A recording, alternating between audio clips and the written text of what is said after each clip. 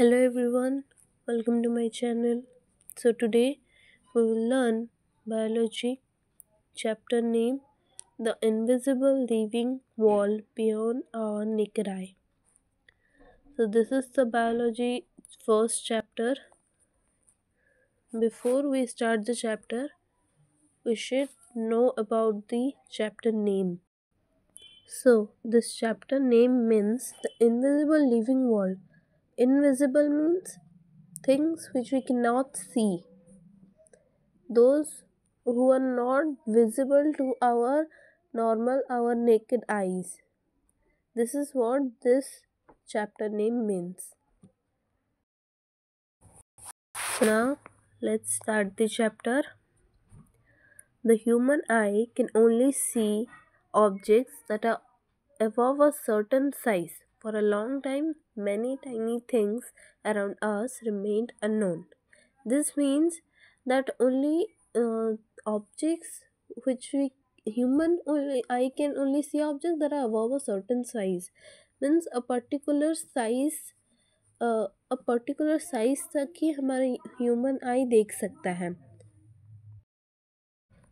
बहुत दिनों तक means long ago people many tiny things around us remained unknown. We even don't know about that.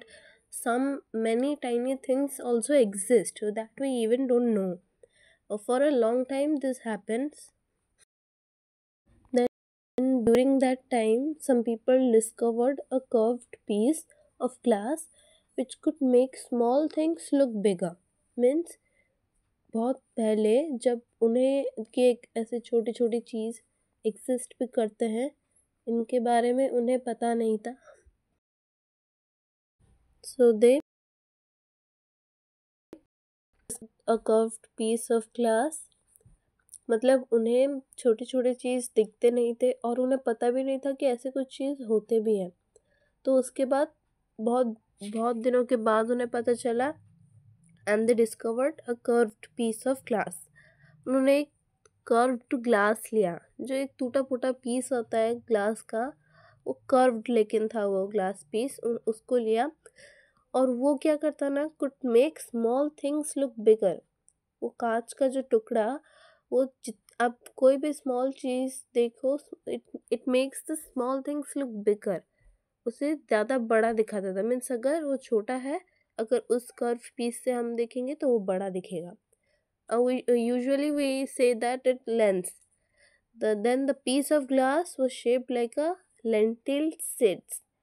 Lentil seeds क्या होता है, जो वो शेप किया गया lentil seed. Lentil seeds means it is the annual leguminous plant lens, and these seeds are grown in plants, and after being cooked they are consumed as food source in various dishes such as soups and meals. मतलब ये इसी में काम देता था. तो उसी तरह का उसे शेप दिया गया था. Thick in the middle means middle से थोड़ा सा मोटा थिक था, and thin at the edge मतलब जो बाहर की तरफ से, एज की तरफ से वो थिन था. Hence they called it a lens. उसके बाद उन्होंने इसका नाम दिया lens. Over time lenses were improved to become more powerful. उसे और पावरफुल बनाने के लिए उन्होंने लेंस को इम्प्रूव किया. और क्या करने से ये थोड़ा और इम्प्रूव हो सकता है, पावरफुल बन सकता है. Each new tool from simple magnifying glasses to microscopes helped human see what their eyes could not. ये उन्हें ऐसा महसूस करवाता था कि जो छोटी छोटी चीज़ जो कि हमारे आँखों से नहीं दिखते थे, उसे वो बड़ा दिखाता था. The invention of the microscope opened a fascinating hidden world filled with tiny living creatures. जब से ये माइक्रोस्कोप इन्वेंट हुआ, मतलब इम्प्रूव हुआ, लेंस से वो माइक्रोस्कोप हुआ, और ये जब से इम्प्रूव्ड हुआ, एक हिडन वर्ल्ड दिखा. फैसिनेटिंग हिडन वर्ल्ड, जहाँ में बहुत सारे चीज़ें, छोटी छोटी चीज़ें जो हमें क्रिएचर्स जो हमें कभी पता नहीं थे, और वो नॉन लिविंग नहीं, लिविंग क्रिएचर्स थे, क्योंकि हमें पहले पता भी नहीं था. एंड वो एक हिडन वर्ल्ड की तरह था, मतलब बहुत टाइप्स के थे. We will explore some of this life forms in this chapter. मतलब इस चैप्टर में हम इस तरह के जो भी चीज़ें थे लिविंग क्रिएचर्स उन सब के बारे में हम पढ़ेंगे. You have already learnt about the amazing variety of living beings. Just look around. There are so many beautiful plants and animals. हमारे आसपास पेड़ पौधे जानवर कुछ बहुत सारी चीज़ें होते हैं. They all are of shape, sizes and colors. उन सब के shapes होते हैं, sizes होते हैं और colors अलग अलग भी होते हैं. Some living beings are tiny and while others are really big. कुछ कुछ छोटे होते हैं और कुछ कुछ बहुत बड़े भी होते हैं. They differ not only in their structure but also in many other features. उनमें उनका सिर्फ शेप साइज कलर ही नहीं होता, उनमें सबसे फीचर कुछ सब में अलग अलग फीचर्स भी होते हैं, सब में अलग फीचर्स होते हैं. All these living beings, whether plants or animals, are called organisms. अलग अलग फीचर्स शेप साइजेस और कलर्स होने में जो जो क्रिएचर होता है उसे हम कहते हैं ऑर्गेनिज्म. वो प्लांट भी होगा एनिमल भी होगा. Have you ever noticed the smallest organism around you that is visible to the naked eye. जो आँखों को दिखता है वो उससे उससे जो स्मॉलेस्ट ऑर्गेनिज्म उससे आपने कभी नोटिस किया? Think about it how small a thing can your eyes actually see. कितना छोटा चीज़ आपके आँखों से दिखता है. You might have seen some people using reading glasses. How does it help them see better? Or what happens when we use a magnifying glass to observe something? This we will discuss at the end of the chapter. So, let's move to the activity. Let us observe. This also we will discuss at the end. Take a round bottom glass made up of glass as shown in figure 2.1. Fill it with water. ये जो आप देख सकते हैं जो water से fill किया हुआ है ये एक फ्लास्क बॉटम शेप्ड का. Then close the mouth of the flask with the cork. Now place the flask on an open book and look at the letters through it.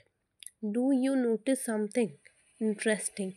The letters appear larger when seen through the flask. This happens because no flask filled with water acts like a magnifying glass.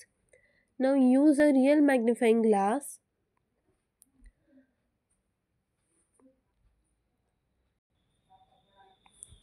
to look at small organisms like an ant, where you able to see the details of its body more clearly.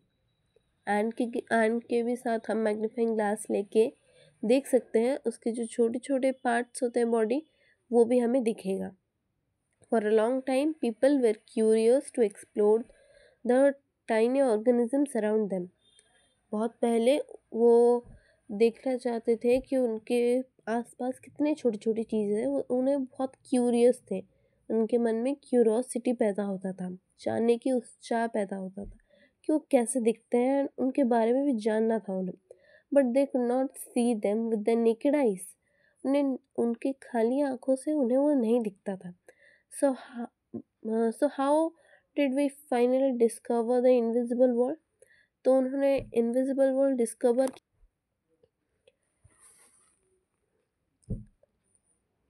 Do you know which scientific discovery helped us see the tiny world for the first time?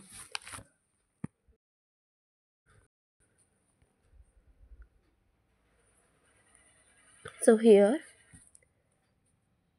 now we will see that who discovered this microscope. So in 1665, a scientist named Robert Hooke published a book called Micrographia. He was a careful observer and skilled artist.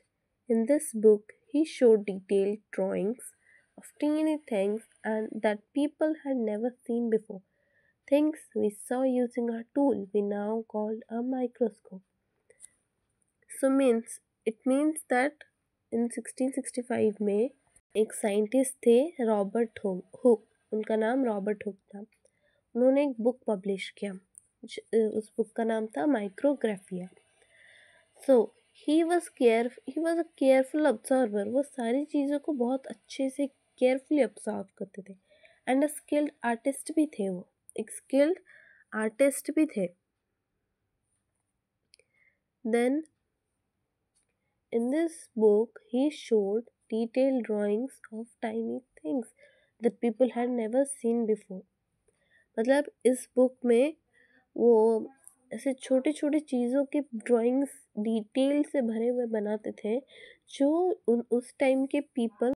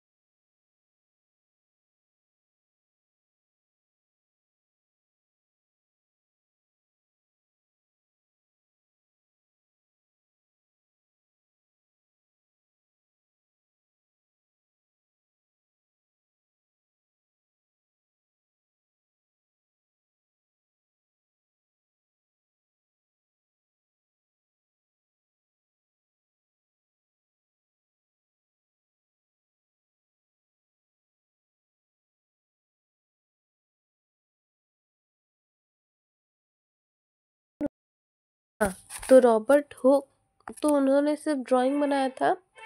Antony van ल्यूनहुक एक ऐसे थे जिन्होंने छोटे छोटे tiny living things के बारे में उन्होंने डिस्क्राइब तक किया था और बैक्टीरिया एंड ब्लड सेल्स को भी फाउंड किया था। Means he only founded the bacteria and blood cells and he was the first person that time.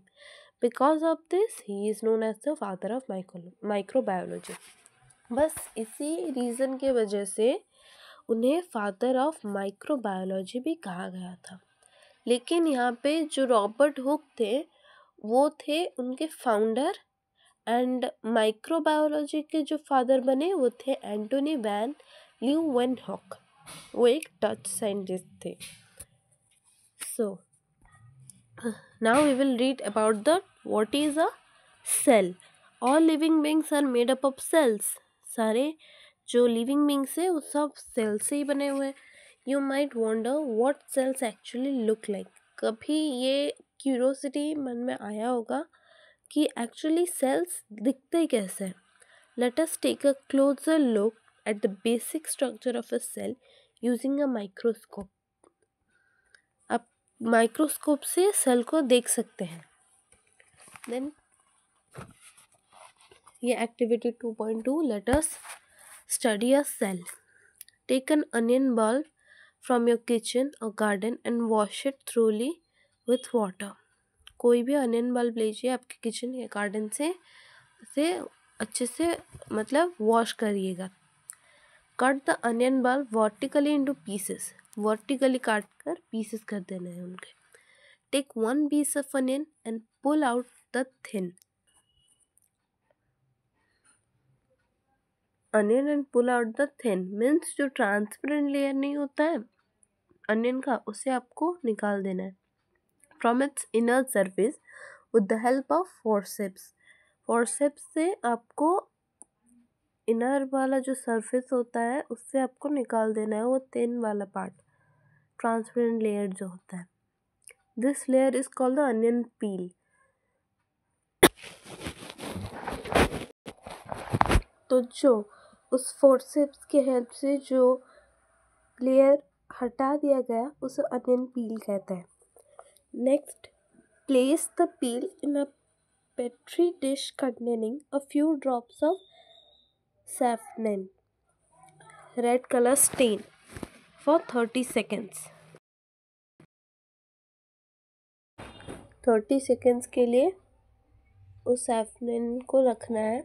This will give a pinkish color to the cells and help us see them clearly। वो जब pinkish colour का हो जाएगा cell, हमें देखने में भी आसानी होगी, क्लियरली हम देख पाएंगे। With the help of thin brush, transfer the onion peel to another। मतलब एक thin brush से जो जब एक दूसरे साइड पे उसे पिंकिश कलर देंगे, उसे रेड कलर स्टेन के लिए डालेंगे, उसके बाद उस पील को अनदर पेट्री डिश में ट्रांसफ़र करना है एक छोटे से ब्रश से। Containing water to rinse the peel and remove extra stain. जो एक्स्ट्रा स्टेन बच जाएगा उसे सब रिंस कर दीजिए वाटर से। Now carefully place the stained onion peel on the glass slide using a thin brush. मतलब एक पतले ब्रश से जो आपको अनियन पील है उससे प्लेस करना है ग्लास स्लाइड में, ensuring it does not break और फोल्ड। वो जुड़े ना, बिकॉज एक तो वो जो स्टेन हमने रेड कलर का रहा वो लिक्विड है और वो फोल्ड हो जाएगा जल्दी, तो वो टूटे ना या तो फोल्ड ना हो, ऐसा उसका हमें ध्यान रखना है। Then put a drop of glycerine over the onion peel on the slide. वो जो ग्लास स्लाइड में था उसके ऊपर अनियन पील था, उस अनियन पील के ऊपर ग्लिसरीन थोड़ा सा, बस एक ड्रॉप और नहीं, एक ड्रॉप ग्लिसरीन डालना है। The glycerine will prevent drying of the cells and improve clarity for the better visualization of cells।